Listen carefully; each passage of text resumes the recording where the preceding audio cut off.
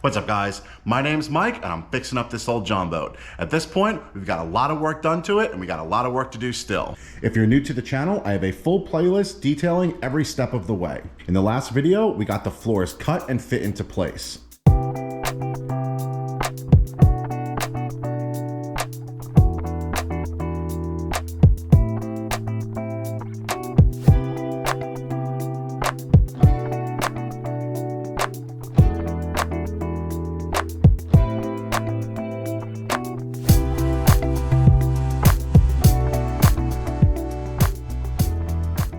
The next thing I wanted to work on was the front storage hatch, so that way I can get all of the wood ready for waterproofing and epoxy. My basic plan is going to have a small deck that comes out from this bottom shelf here that doubles as a step and storage area. Since this is a rather small boat, I'm not going to be building a full casting deck up front because it's going to be pretty unstable to stand on, but it'll still work if you're walking off a dock and you need to get into the boat. Before we dive right into it, if you guys are into this content and you want to see more videos like this, don't forget to subscribe. I've got a lot of great things coming up for this boat and more throughout the year.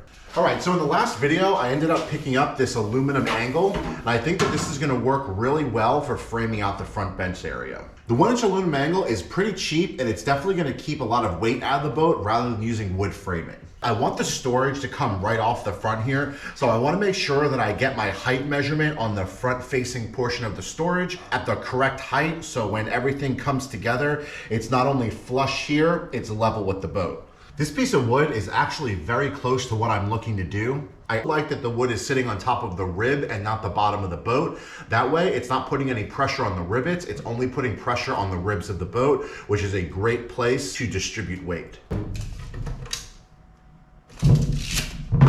All right, so this piece of wood is 11 inches tall, so I know that in general, I'm going for an 11-inch height on the storage bench here. So the top part of the storage hatch is going to be 4 feet wide, with the bottom portion measuring 35 inches. This is the shape that we're going for. This is gonna be the front of the storage hatch, and then it's gonna angle up to match the ribs on the boat. So now we're gonna have 35 inches along the bottom, and then 4 foot along the top.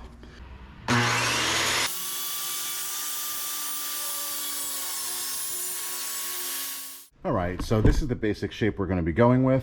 Cutting off those 2 sides will give us the angle we need to fit into the front of the boat there, matching the ribs.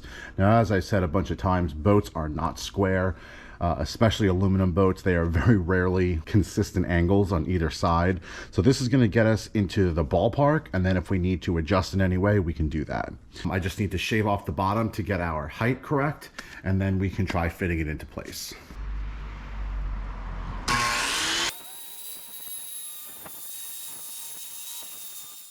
You know, rather than cut this out and act like I'm perfect, I'm going to show you guys exactly what I messed up on. When I cut my angles, I forgot that I had to cut down the height. So I did all my measurements with the height already in place. So now I just need to redraw my angles coming in about 1 inch on each side, and then that should fix my angles and then also fix the bottom width for it to fit in the boat. So yeah, gotta do things in the right order. Totally spaced on that one, but I'm gonna go ahead and recut these angles and then we'll try it in the boat.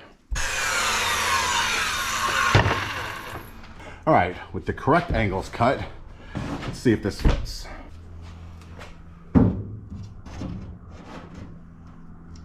The ribs here taper down to flat. All right, so tracing out for the ribs, it looks like I'm gonna have to notch out right there so it can follow the shape of the rib towards the end there. And then leaving this part here, we'll let it still be flush against the sidewall, which is what I want to keep it looking clean.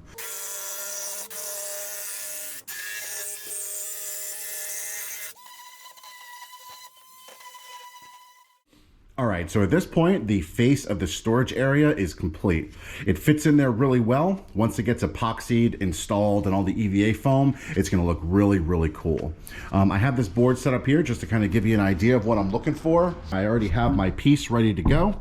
Gonna get that cut. It's a little bit thicker wood, like this piece here. So that way when you stand on it, it's gonna feel a lot more sturdy, and plus we're gonna be building some supports for it, so. All right, let's get started on the top cover piece. This is the scrap piece I have.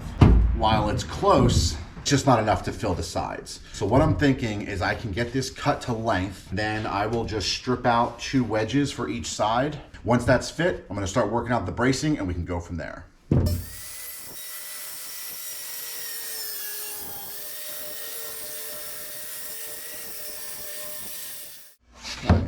sitting on top. That is pretty much perfect. Yeah, that looks good. So now once I get this framed in and put in place, I can get my wedges on the sides, and then that'll finish building out the front deck here. All right, so for the framing, I've got a couple different options here. I think what I'm gonna do is cut myself a bunch of little tabs like this. I'm gonna rivet these tabs onto the faces of the ribs here. Then I'll be able to attach the wood to the tabs. And then once that piece is in place, this top board is gonna rest on top. So I'll be able to join those two pieces together. That will connect and also brace the front portion of the storage hatch. For the back portion, I'm gonna do something really similar. I'm gonna be using this other extra scrap I have, and I'm gonna be riveting this just under flush, and that will give support all along the front here. And then I'm gonna use the 1-inch angle. I'm gonna build myself some risers. So that way you'll be able to walk on this absolutely no problem. It'll be braced on all sides plus down the middle. Okay, so if you guys never worked with rivets before, it's actually really easy and probably a lot less intimidating than you're thinking if you've never done it before. So essentially a rivet works by joining two pieces of materials together. You insert the rivet into the material, you use a rivet tool to pull the pin out, and as the pin gets pulled out, it crushes the material of the rivet, joining the two pieces together. When you're installing rivets, there's going to be a couple different sizes you need to pay attention to. For boat building, 3/16 is kind of like your gold standard. And since this is a 3/16 rivet, we're using a 3/16 drill bit to drill our holes to get our rivets in place. For your rivet tool, there's a lot of cheap options on the market. I have this Craftsman here. It's a little big, but I did like it because the head swivels. So if you're trying to rivet, some weird angles, it works pretty well. I'll throw some links in the description for not only the rivet tools, but the rivets and the drill bit, just so you guys can get everything you need if you want to try doing it yourself. I'm also a fan of this Craftsman here because it comes with a little catch tube for your rivet stems. These things can kind of get everywhere. So it's nice to just have something that catches them as you're using it. So for positioning of the braces here, there's a couple things I'm trying to keep in mind. Number one, I need this low enough so it accounts for not only the wood, but the foam. I want this to be pretty flush, so I'm gonna come down maybe like 1/8 of an inch lower than the actual thickness of the wood. Number two, I'm gonna try to position it so it splits the end of the top board here. So the top board will sit on half of it, and then this half will also give me a connection point for the wedges that I need to put in place. Third thing I'm gonna be doing is after I get these pieces riveted in place, I'm gonna be marking on top of this little bench seat here where the ends of the aluminum are. That way, once the wood is on top, I'll know where I need to drill down to attach the wood to the aluminum. Once this is all covered, it's kind of a guessing game on where you put your aluminum. So just something I found that's pretty helpful is marking the sides of your braces. That way, once it gets covered, it's easy to find them. All right, so to get started, I want to go ahead and put one of the brackets on the bottom of this rib, kind of wedging this piece in place. The way I can slide it up and down just to make sure this stays in one place while we're doing all of the other measurements and riveting. All right, so whenever you're drilling into your ribs, be very careful you're not pressing down too hard because you can puncture through that rib and then go right through your floor.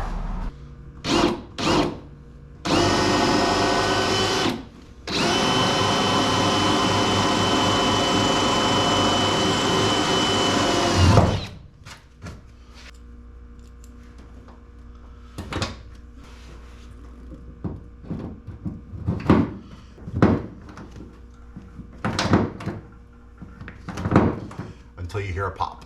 There you go. Okay, let's see if this fits in place here. Oh yeah, that's perfect. Okay, yeah. So that'll keep this in place for now. I don't really need to do too much more.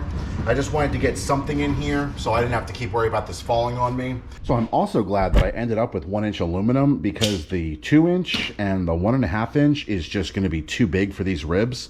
So I'm gonna go ahead and cut a couple tabs of that 8-foot run, and then all the other places I can use the bigger tabs I have on hand. For cutting the aluminum, you can do it a couple different ways. Since I'm only gonna be using 1/16 aluminum, you can just cut that with a jigsaw. You can also cut it with a chop saw. I may end up doing that as well. Just make sure you're using like a metal blade. It makes it go a lot easier and it's a lot smoother of a cut when you do it that way. All right, so I cut a couple different size tabs here. I'm not sure which is gonna work best, so I wanted to do the bigger one doing the bottom and then the smaller ones on the sides here. All right, so first thing I'm gonna do is pre-drill some holes. That way I'll be able to mark out the drill spots on the ribs without having to guess. When you're drilling out this angle, highly recommend you clamp it down because it can definitely spin on you as you're drilling it.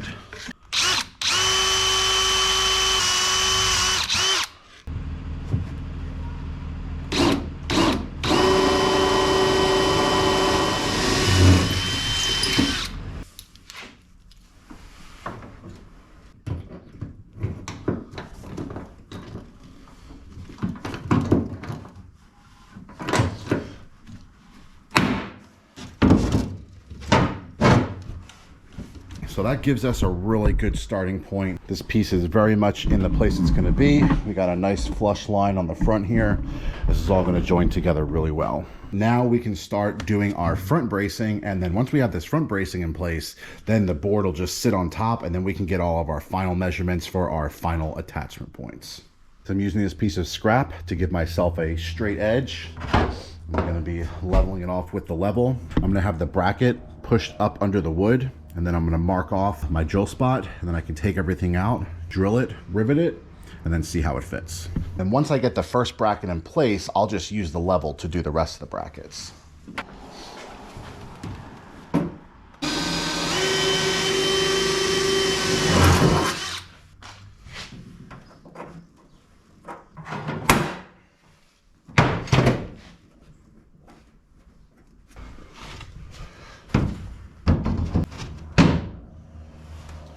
Okay, well this is starting to come together.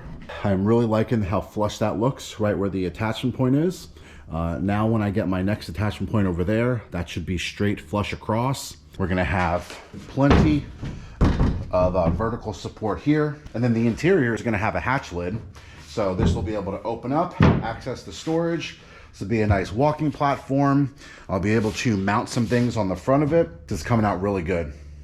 All right, guys, well, we made great progress today on the front storage hatch. In the next video, I'm gonna finish getting these wedges cut, the rest of the framing built out, and I'm gonna start working on the access hatch. I'm probably gonna be using one of those plastic drop-in hatches. I used one on the last boat and it worked out really well, and that'll give me really good access to the underside storage up here.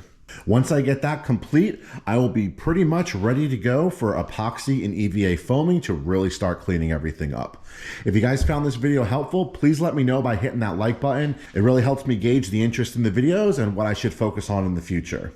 If you want to follow along with this jonboat build and see everything I got in store, don't forget to subscribe. As I said earlier, I got a lot of cool things coming up for this boat and more throughout the year. Thanks for watching.